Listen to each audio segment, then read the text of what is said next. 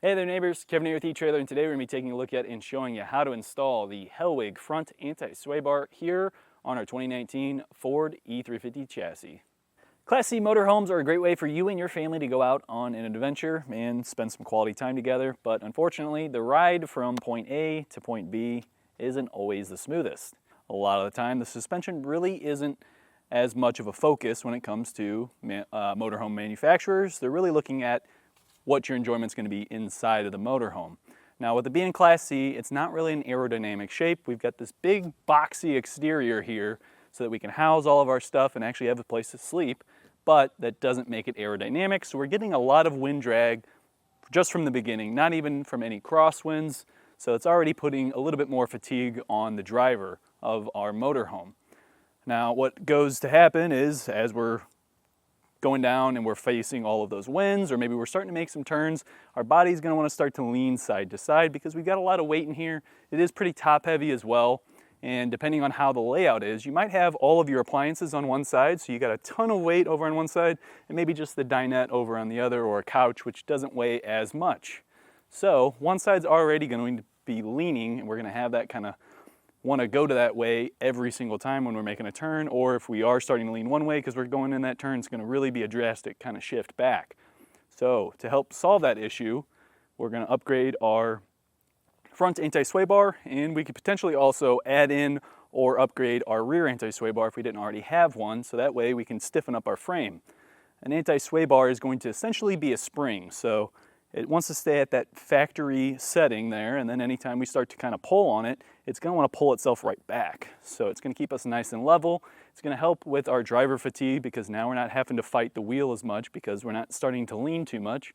And personally, we're not going to be sliding around in our seat. So I know in my truck, before I put a sway bar on it, I was kind of leaning one way or the other, and I was starting to rub a little spot on the back of my seat where my belt loop was. So we're solving a couple of different issues with something that's super easy to install.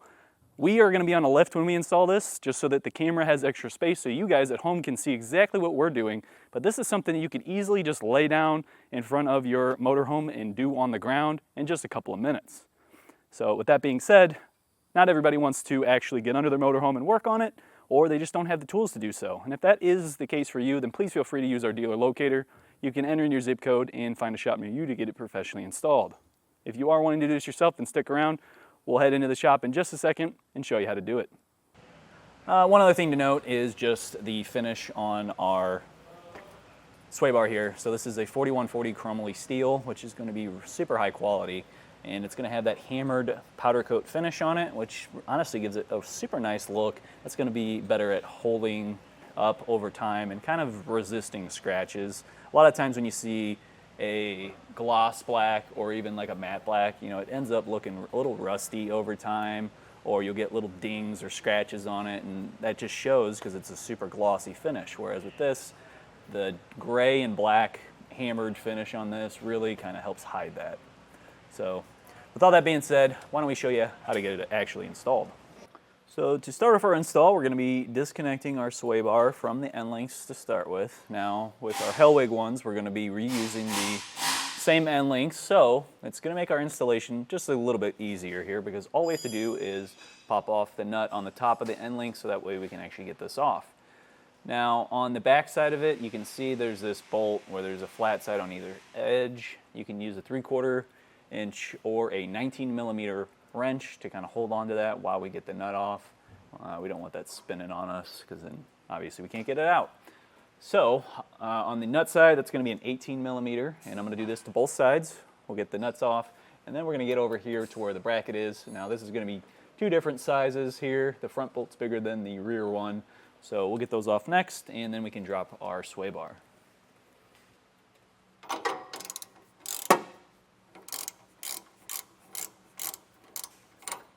It's really not much on this. Once you break that free, and make sure that you save that hardware. We're going to be reusing it. Probably have to wiggle it around a little bit to get the other side off.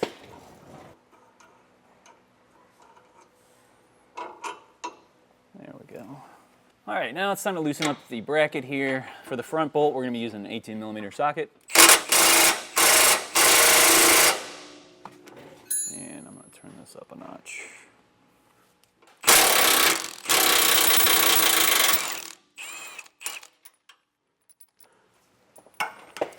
Now on the back one, we're going to be using a 15 millimeter.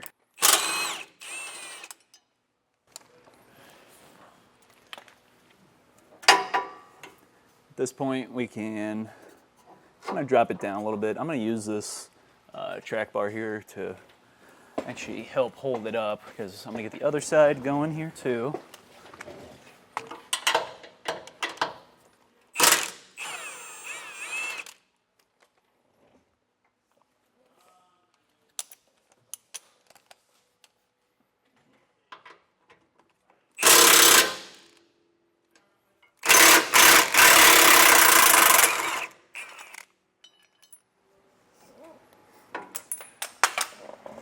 All right. Now we can pull our sway bar out and set it down. All right, so I just want to lay this out in front of you guys so you can actually see what difference this is going to be making here. So with our factory sway bar, that's going to be 7/8 of an inch in diameter there, and then our new one is going to be 1 3/8 in diameter. So we're upgrading by about a 1/2 inch here.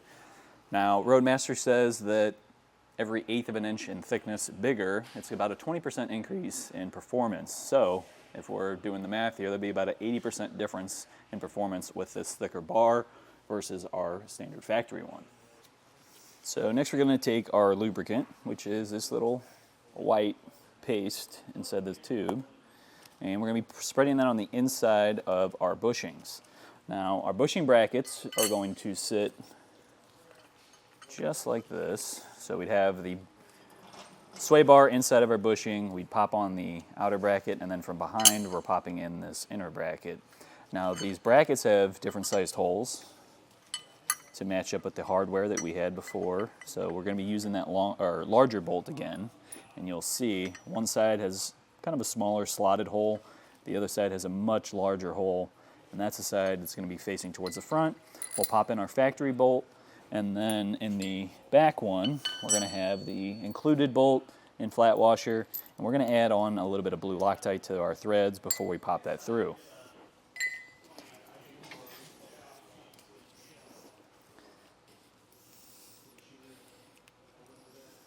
Put a little bit more in there.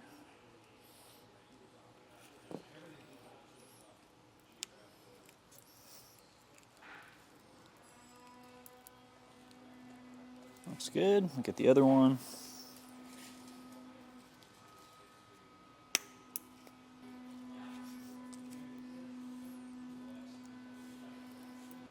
All right, now we're going to split our bushing and pop it onto our sway bar. All right, I got my brackets up. I'm using the track bar on the other side to help hold up the other end. Now if you're on the ground, probably a lot easier. You can just lay down and do this. But we're on the lift today, so that way you guys can get a better view. I'm going to get the other side started as well.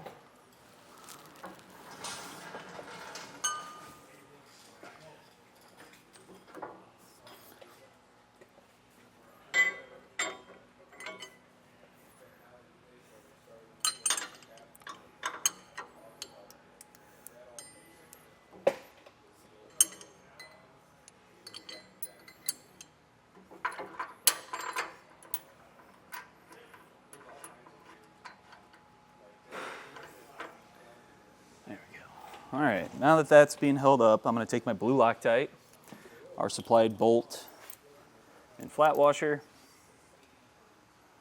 We're going to run some blue Loctite down that.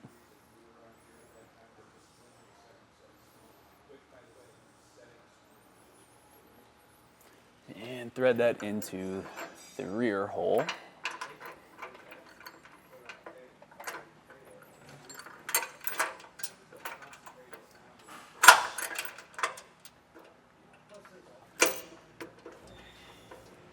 All right, I got this pushed over. Essentially what the problem was is we're kind of leaning more over to one side than the other.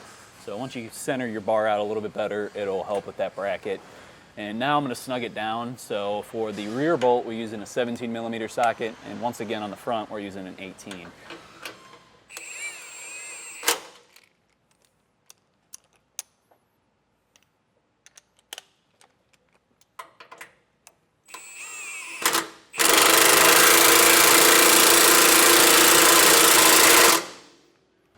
right, so before you fully snug these down, like I went snug and then I backed them back off because I wanted to be able to move my bar side to side. What we're looking for is we want our end links to be going straight up. We want them nice and perpendicular. So I needed to come over just a bit to this side to get these to line up right. Once we have that, then I can re-tighten the bolts down. I think right about there is as close as we're going to be getting to perfect. So we can snug this down.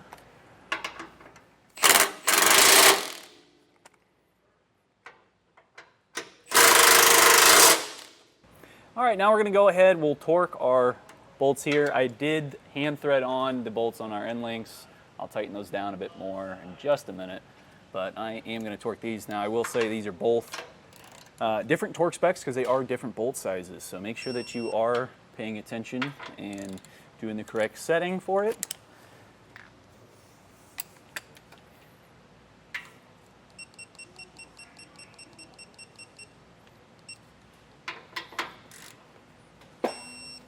And now we're going to torque the end links. Just make sure that you are throwing a wrench that either 3/4 or 19 millimeters onto the inside where the flat edges are, so that way you can keep that bolt from spinning. There we go. And we'll do the same over on our other side. Now that our new sway bar is installed, we're out front here. We're going to go test drive around our lot and just make sure that everything is properly torqued down. We're not hearing any kind of clunking or anything where it might be shifting back and forth. I have seen that in the past with some where I've torqued it down to the spec that they list, but it still needed to go a little bit more than that just for it to fully seal up and not have that clunking noise when you're driving around making those sharper turns. So with that being said, we're going to get in and we'll go test drive this out. So just a little bit of driving around here. It is feeling really good. It's really smooth when we're making turns. I've tried making really, really sharp turns like I'm going to do right here, right now. No problems, no squeaking, no bumping, nothing. It's coming right through, no problem. We're not really leaning as much side to side, which is exactly what we're looking for with an anti-sway bar, because it's trying to pull the frame rail back to its start position. And with a Class C, you really have a lot of top-heavy weight, so it really wants to sway side to side a lot. But in this case, this one's actually pretty good today, so I think the sway bar did help quite a bit. So now we're inside the shop, we're up on the lifts again, and you can see our anti-sway bar here up front. It looks a whole lot better than the factory one. It's about a 1/2 inch thicker as well. So we're going to be getting a lot more support here for our motorhome. I did want to take a closer look at the bushings as well. These are going to be made of polyurethane and are going to be made to last. So we're going to have a lot more resilience here essentially, so that way we're not getting any wear and tear play, because as the bushing eventually does wear out, you'll get play in there, the whole bar can kind of move around, and then it's not being held and pressed up against that frame essentially. So then now we're kind of getting wiggle room, which will throw off how it's going to function and would eventually require replacement because it's going to keep losing that efficiency as the bearings wear, or bushings wear. So just make sure you get down every once in a while. Recheck your torque. It's super important to just do that every once in a while. If you're not an avid camper with your motorhome, maybe you do it a couple times a year, just get down once before your trip. Check the torque on the rear and front bolts for the brackets, and then also on your end link as well. Ford specs are what we're going to be going off of for the end link, and then the same for the front and rear bolts as well. So if you want to look it up, just look up what the Ford factory specs are, and you should be able to find the torque for it. Other than that, there's no other maintenance because it's just the two brackets and bushings on the side and then the connection to our end links. So aside from checking the torque, maybe just spraying it down if you're getting some buildup on here and just double checking that the bushings are still nice and snug, that's really going to be it. That's going to do it for our look at and installation of the Hellwig Front Anti-Sway Bar here on our 2019 Ford E350 chassis. My name's Kevin. If you still have some questions about what's going to be the right suspension upgrade for your E350 chassis, please feel free to reach out to us via our Ask the Experts link, a comment on this video, or a phone call to our customer service department, and we'd be happy to help you out on your journey.